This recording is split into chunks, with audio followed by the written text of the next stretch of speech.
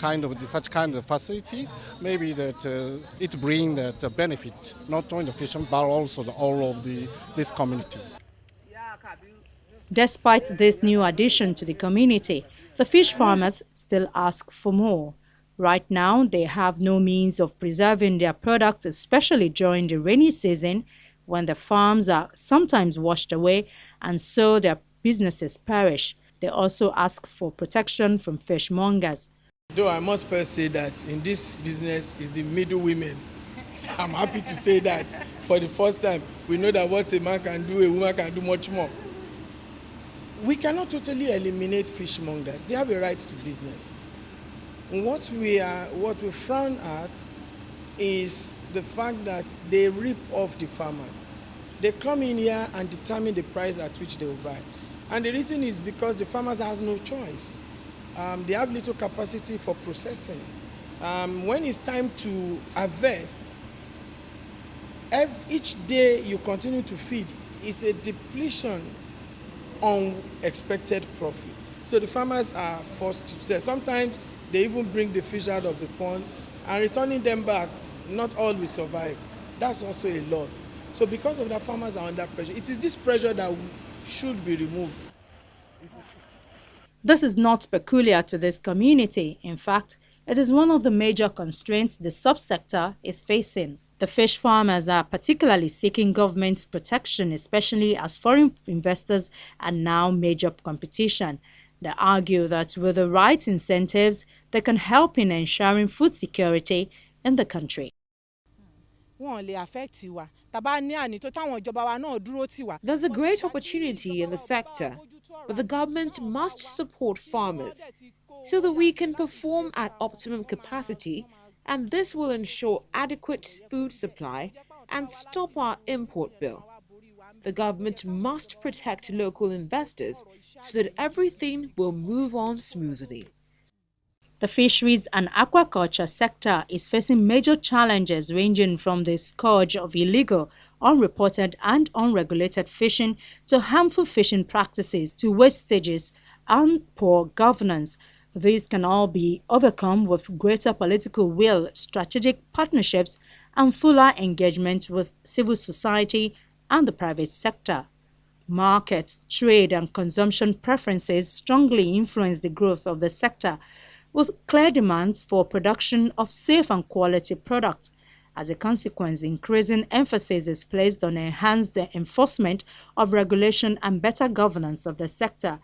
It is increasingly realized that this cannot be achieved without the participation of the producers in decision-making and regulation process, which has led to efforts to empower farmers and their associations and move towards increasing self-regulation. These factors are all contributing towards improving management of the sector, typically through promoting better management practices of producers. Aquatic plant production by aquaculture in 2006 was 15.1 million tons. The culture of aquatic plants has increased consistently, with an average annual growth rate of 18% since 1970. In 2006, it contributed 93% of the world's total supply of aquatic plants, or 15.1 million tons, that is around $7.2 billion US, some 72% of which was produced by China. However, growth rates for aquaculture production are slowing, particularly owing to public concerns about aquaculture practices and fish quality. Genetically modified organisms remain a controversial issue.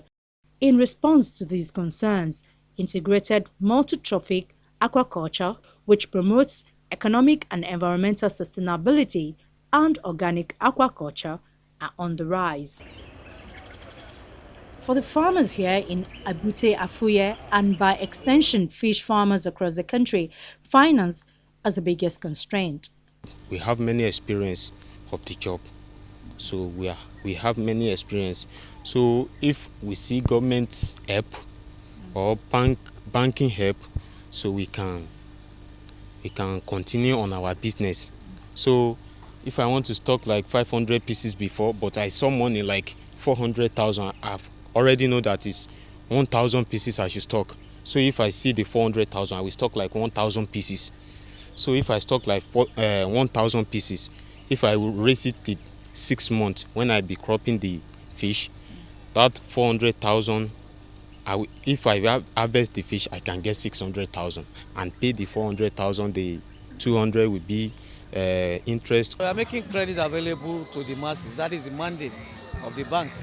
Aside from that, we also help in growing the economy of the country. So by making credit available to the poor people, so we curb a lot of restiveness, all right? And it's very easy to access our loan.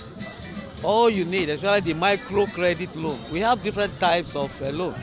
We have the microcredit loan, we have the SME loans, and we have the corporate loans that we give to corporate farmers. And in a pay loan, we have disbursed nothing less than 200 million to our micro farmers, and especially in the area of fishery, cassava.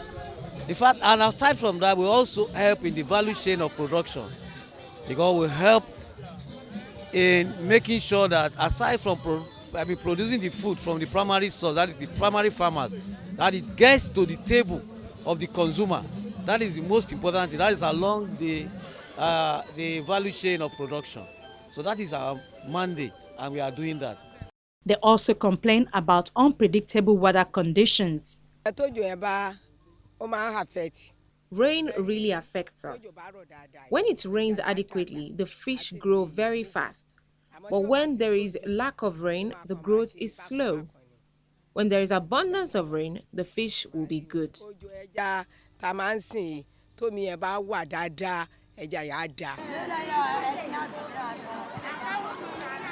Fish farmers, fishers, and coastal inhabitants will bear the full force of the impact of climate change through less stable livelihoods, changes in availability and quality of fish for food, and rising risks to their health, safety, and homes. Many fisheries-dependent communities already live a vulnerable existence because of poverty, lack of social services, and essential infrastructure.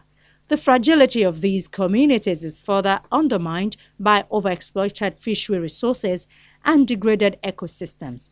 The implications of changing climate and human activities for food security and livelihoods in many communities like Ebute Afuye are profound.